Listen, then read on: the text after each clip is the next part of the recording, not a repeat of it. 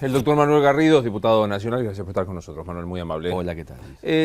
La sensación es que hay que el oficialismo ha apretado el acelerador. Código, presupuesto, ley de hidrocarburos, es el fin sacando todo a libro cerrado.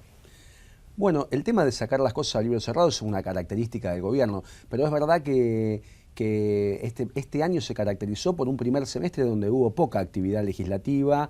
El gobierno evitó sistemáticamente que el Congreso pudiera debatir determinadas cuestiones y es evidente que de cara al último año del gobierno hay algunas cuestiones que se han impulsado de esta manera. Siempre con poco debate, con un manejo de los tiempos que nosotros cuestionamos desde siempre, pero que bueno, que va, digamos, el Poder Ejecutivo siempre digamos, manejando esto de acuerdo a su propio ritmo. ¿Qué es el presupuesto que tiene media sanción, digamos? ¿Qué representa? Y la verdad que yo lo que planteé en la Cámara es que es termina siendo un mero trámite, porque sistemáticamente este gobierno ha venido mandando al Congreso presupuestos que no se ajustan a la realidad, que se caracterizan porque los números sobre los cuales se discute no son los reales que luego van a caracterizar al ejercicio del año siguiente. En este caso en particular hay unas previsiones que son absolutamente absurdas, una cifra inflacionaria del 13%.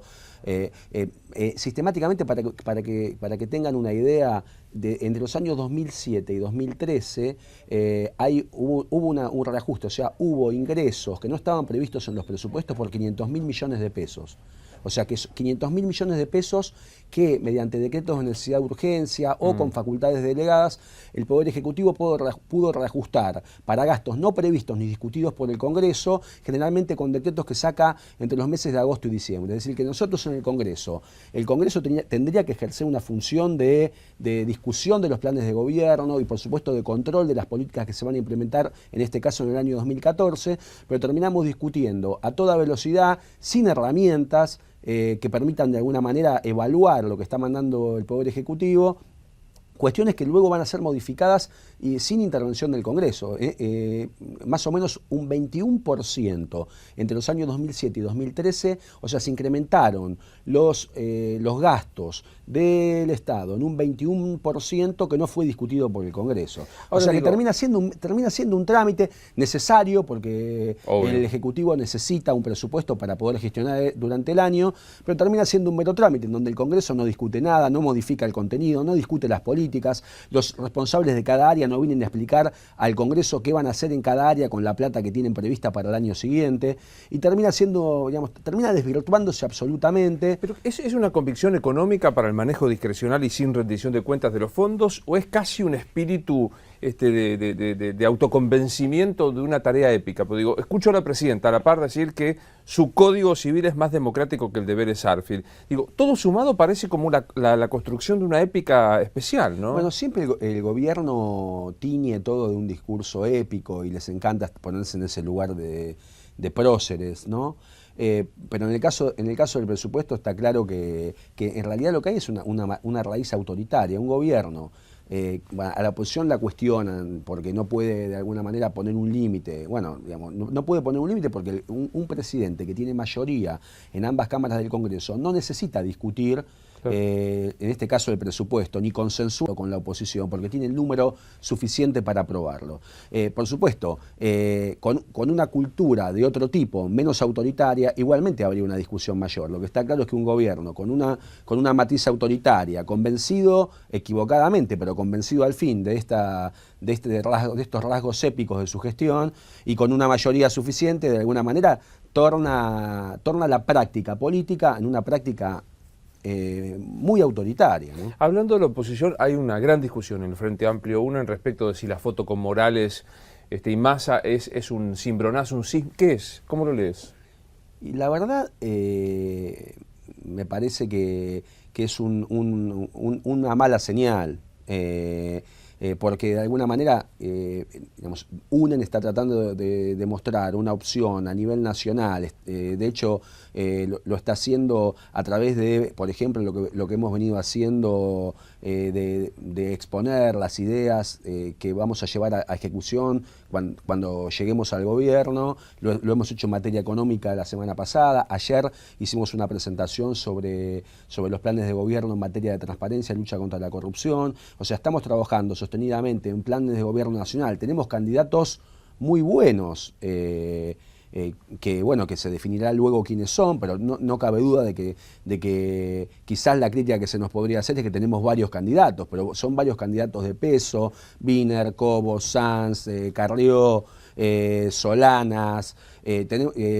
Tenemos muchos candidatos, y la verdad estas especulaciones o este tipo de maniobras que realizan candidatos de otros espacios para tentar a funcionarios o a políticos nuestros importantes a nivel provincial, de alguna manera pueden dar un mensaje equivocado. Yo entiendo, y de hecho el propio Morales salió a aclararlo, que él a nivel nacional apoya la candidatura de Sanz, con lo cual, digamos, en todo caso el problema que generan este tipo de fotografías es la ambigüedad del mensaje, y también, por supuesto, la utilización que de esa fotografía seguramente va a ser Massa en este caso en particular. O sea, en realidad el problema es que nosotros tenemos que mandar un mensaje claro. Estamos trabajando en consolidar nuestro espacio, pero a la vez este tipo de cosas confunden o generan mensajes contradictorios o confusos que, bueno, que también son utilizados. O sea, hay quienes de alguna manera utilizan esto para llevar agua para su molino, ¿no? En términos, has trabajado mucho desde la Fiscalía y hoy mismo de la transparencia y de la institucionalidad. ¿Qué país crees que deja el kirchnerismo en el 2015? Bueno, a nivel de la institucionalidad, como decíamos, es decir, hay que reconstruir una serie de cosas, ¿no?